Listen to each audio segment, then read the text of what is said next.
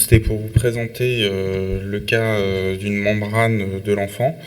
Donc dans ces cas-là, souvent le DPV est pas fait et alors je sais que Youssef utilise plutôt du Canacort, moi j'utilise plutôt du bleu.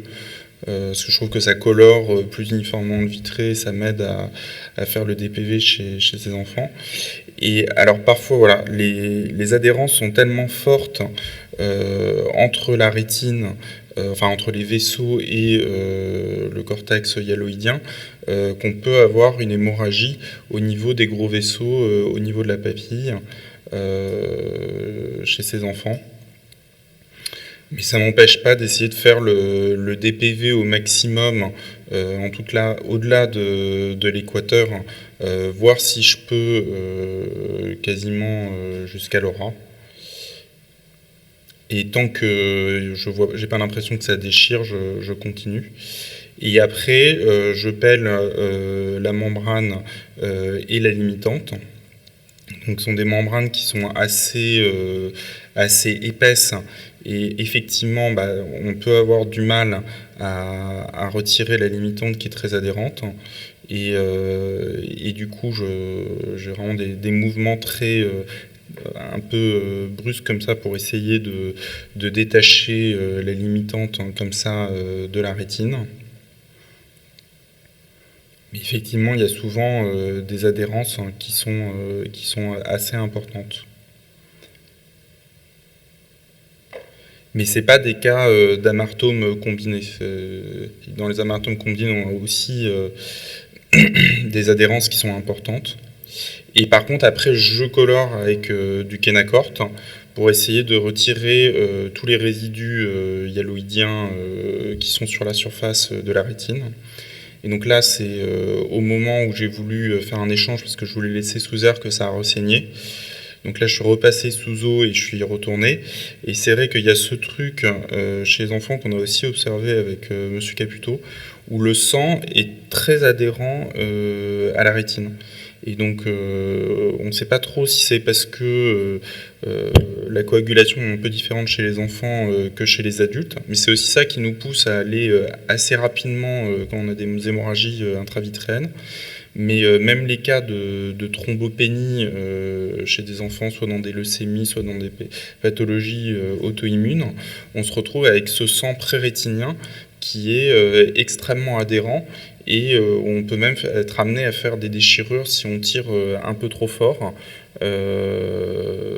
avec comme ça tout qui se retrouve collé dans l'hémorragie vitréenne, à la fois la hyaloïde, la limitante et le sang qui est très collé au niveau de la rétine.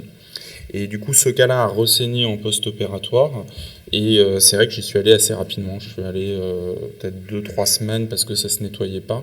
Mais j'ai du mal à attendre que ça se résorbe parce que j'ai toujours un peu peur de savoir ce que je vais retrouver, même si l'écho est rassurante et si je laisse se nettoyer tout seul. C'est intéressant et en fait ça rejoint un peu les cas qu'il a présenté Pierre avec la patiente, la jeune qui a eu les plis maculaires avec l'hémorragie. C'est très contractile, mais finalement des fois cette fois-là. C'est intéressant chez les jeunes où tu as ces réactions assez étranges. Ouais, c'est une adhésion très forte entre le sang oui. Et le tissu Et rétinien. Pierre, il a bien montré le cas là où on avait les plis et c'était très contractile après. Mais c'est vrai que moi j'aurais eu tendance à aller opérer, quand j'ai vu ces plis-là, j'aurais eu tendance à peut-être aller les opérer. Ouais. C'est une autre réflexion, ce que tu dis sur l'adhérence du sang à la rétine, ça rejoint ce qui était fait dans les années 94-15 où on injectait des plaquettes sanguines dans les trous comme adjuvant de cicatrisation. Est-ce qu'on peut le rapprocher à ça? C'est quoi ton indication pour une membrane chez un enfant? Chez un enfant, on les opère quand ils vont en dessous, au final un peu comme les adultes à l'époque, c'est-à-dire 7-6 dixièmes, quoi. Parce que moi j'ai eu un seul cas, j'en avais parlé, mais dans les couloirs ça devait être le VRS à l'époque. Ouais. On était à l'EVRS, j'en ai parlé au professeur Biro, j'ai eu plein d'avis différents. Et on m'a dit, tu l'opères vite, comme ça tu rééduques l'amblyopie. Et j'ai rééduqué l'amblyopie sans l'opérer. Je le suis depuis... Il a 16 ans maintenant, je le suis depuis qu'il a 8 ans. Moi, ça fait 8 ans que je le suis. et il a 8 dixièmes par INO 2, ça n'a jamais bougé. Et ça, je suis d'accord avec toi, c'est-à-dire que je fais toujours une rééducation de l'amblyopie avant, et alors même par exemple dans les amartomes combinés, parfois il y a des atteintes rétiniennes horribles, et on a des patients qui retrouvent 8 ou 9 dixièmes avec de l'occlusion, et dans ces cas-là je les opère pas. Cette patiente, elle a eu je sais plus, elle devait avoir 6 ans, quelque chose comme ça. Elle a eu une rééducation de l'amblyopie. Ça a récupéré, c'est-à-dire qu'elle a récupéré 8-9 dixièmes. Et en fait, dès qu'on diminuait l'occlusion, la vision redescend. Et moi, on en a discuté avec les parents, avec l'ophtalmologiste. Ça peut se discuter de faire une occlusion totale 24-24 jusqu'à l'âge de 10-12 ans. Mais voilà, même avec une occlusion totale, elle était à 7 dixièmes et je l'ai opérée, elle est remontée à 9 dixièmes. Et les ophtalmopédiatres qui en ont fait pendant longtemps disent quand même que le fait de les opérer de la membrane, ça permet de faciliter la rééducation de l'amblyopie après.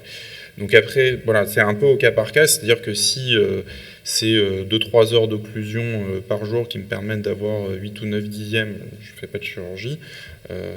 Voilà, mais faire de l'occlusion totale 24-24 pour avoir 7 dixièmes... Et c'est quoi les complications possibles en dehors de l'hémorragie, comme on a vu ? Enfin, les taux de décollement, de choses comme ça, c'est pareil que chez l'adulte ? J'ai pas dans le souvenir de décollement de rétine post-op, honnêtement. Autant, tu vois, sur les PVF, on en a eu, sur les Marfans, on en a eu, sur les trappes, sur les UAFAC, on en a. Sur les cas comme ça, en plus, on a publié un papier sur les membranes. Alors, non, on a eu, je crois, un cas d'endoff. Ça, oui. Mais de DR, j'ai pas le souvenir. Mais... Merci. Ouais.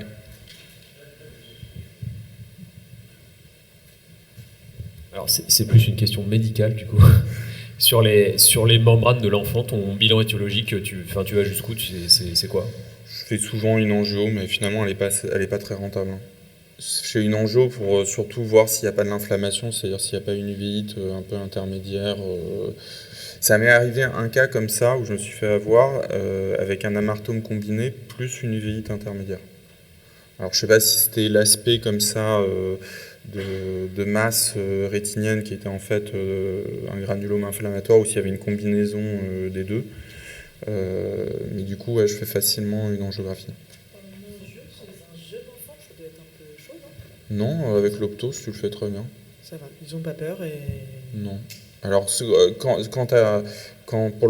pour ça, je suis obligé de les piquer parce que je fais une ICG quand même. Mais finalement, l'ICG n'est pas hyper rentable. On pourrait faire juste de la fluo orale et tu vois très bien les feuilles de fougère dans les uvéites sans problème. Et l'optos, tu vois, même tu peux en faire pour les rétinopathies des prématurés. C'est tellement rapide qu'il suffit juste que l'enfant ouvre 30 secondes l'œil et voilà. Mais après, il y a aussi tout un... Moi, je sais que je les examine assez peu avec la contrainte parce que je préfère les voir 2-3 fois, être copain avec eux et qu'après l'examen soit simple plutôt que d'aller tout de suite sur la contention. Après, ils reviennent me voir, ils se mettent tout de suite à crier. Donc, je préfère faire des examens un peu inutiles cliniques en les revoyant fréquemment pour... voilà, ils voient que ça se passe bien. Je mets pas de blouse quand je consulte. Je prends le temps, quoi. Je peux te demander quel bleu t'as injecté là ?